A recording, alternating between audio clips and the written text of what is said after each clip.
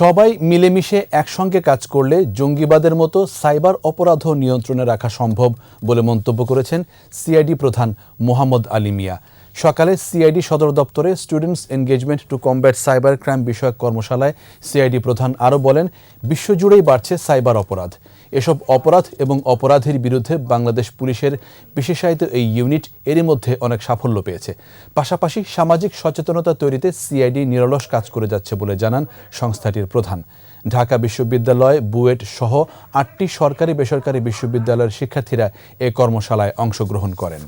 Walton fridge কিনে অনেকের মতো আপনিও হয়ে যেতে পারেন মিলেনিয়াল। সেরা পণ্যের সেরা অফার।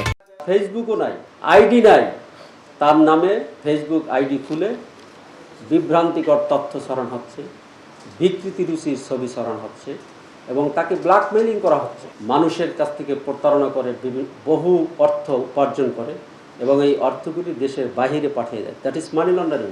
এদেশের জঙ্গি আমরা নির্মূল করতে সক্ষম হয়েছি না? With the support of the public, with the support of the students and other society members, I do believe that we can control the cyber offenses.